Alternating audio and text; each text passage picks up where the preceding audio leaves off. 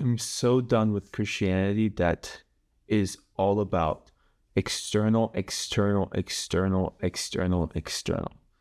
It's so annoying because you don't even understand the amounts of depths that the Lord wants to take you to in intimacy, in a level of union with you and Him that you can actually have a relationship with Him personally. It's not about just going to a church on the Sunday, even though going to a church on the Sunday is a great thing. It's about having a personal, intimate relationship with the one we love and the one we call Jesus. Jesus even addresses, he says, they call on me with their mouth, but their heart is far from me. They honor me with their mouth, but their heart is so far from me. And this is the reality of what a lot of the church has got to in today's time, where it's all about the way you look, the way that you talk, the way that you sing, and how good the worship is and how good the message is.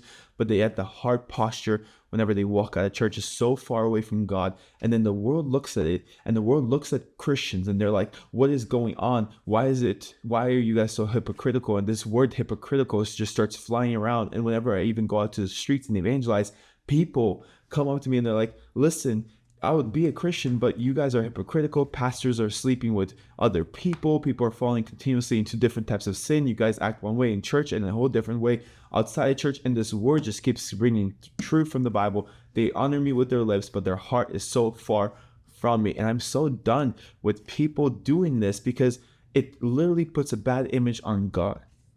Like, you living this way does not put a bad image on you as much as it puts a bad image on God and people. You not understand that you are the salt of the world. You are the light of the world. But salt that loses its flavor literally has no reason to be even called salt. The light that has no light is actually called darkness. And Jesus says, if your eye is single, then your whole body is full of light. But yet we have so many people walking around saying that they're full of light, but actually that light that's within them is actually darkness. And it's not okay for you to be able to walk this way around and then taunting out Christianity, but yet inside you are so far from it. I lived this way for 23 years of my life. I don't want to ever go back to it. I never want to go back to being a lukewarm Christian. I never want to go back to being a fake Christian. I had so many masks on my face that I even forgot who I even was.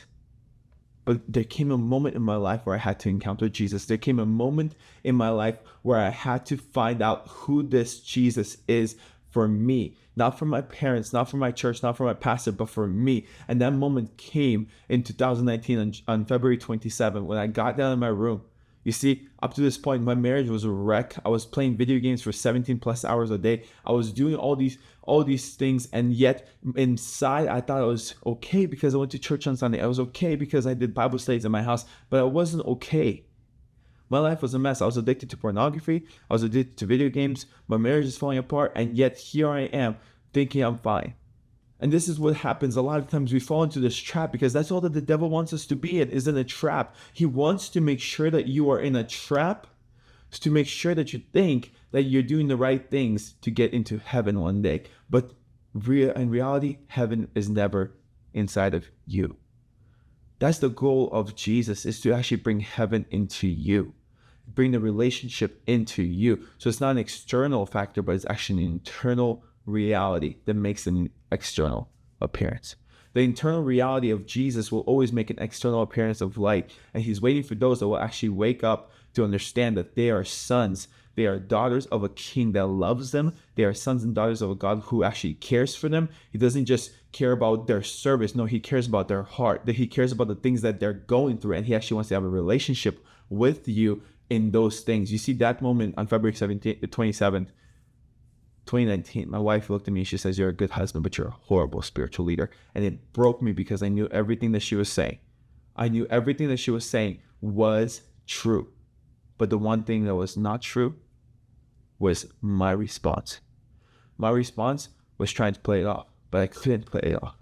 I could not play it off anymore. I came to a conclusion I needed to get right with God. So I got down to my room and I closed the door, the same room that I used to play video games in, the same room I used to do all these things. And I got down to my room and I said, God, I really need you.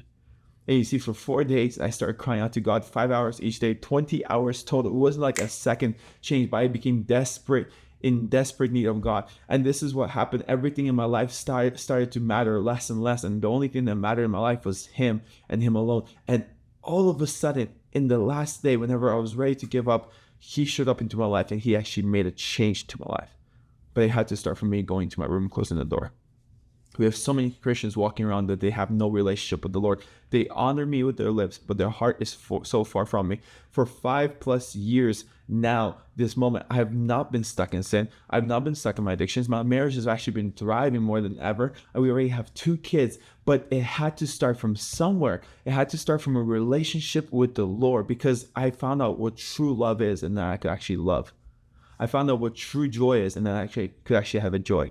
I found out what true peace is, and then I can actually have peace. This is the reality. We need God in our lives, because if we do not have God, what's the point of doing this? If we do not have Jesus, what's the point of living this fake life? There's no fake whenever you actually understand who Jesus is. There's no trying to be something whenever you understand who Jesus is. In reality, following Jesus is really easy. It only takes you dying to yourself. It's really easy once you die to yourself. It's really easy once you understand that your desires, your intentions, your dreams are actually better whenever you align them with God's dreams. It's not about just showing off that you're something good. No, it's about understanding that the one who died for you 2,000 years ago, the one who actually lived the perfect life and then died and suffered the cross, suffered on Calvary, rose again 3 days later, that one is still alive and wants to have a relationship with you. The devil cannot have a hold of you if you understand who Jesus is.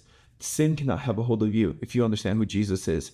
All these depression and anxieties, they do not have a hold on you if you understand who Jesus is in your life.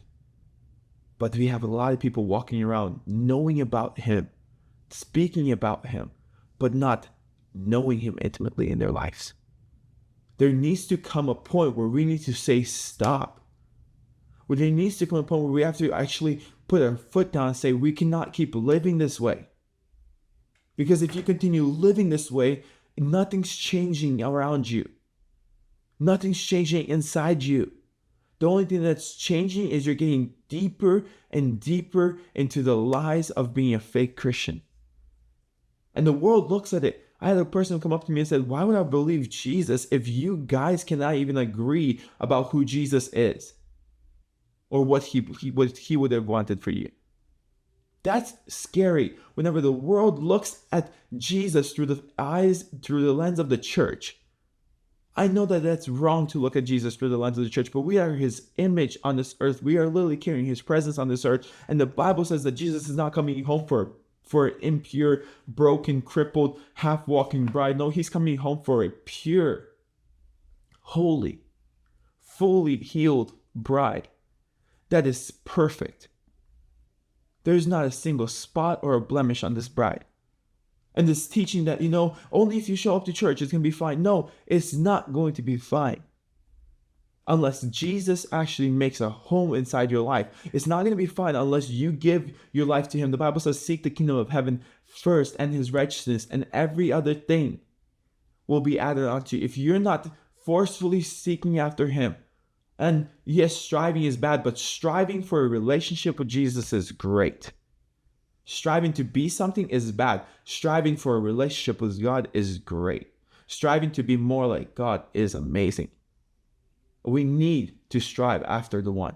We need to run after him with all we have, because he is the only one that can actually cure what's inside of here. He's the only one that can make us into the image of a holy God. He's the only one that can make us into the image of the perfect one.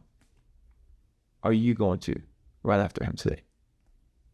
I'm being real with you because this is a real moment.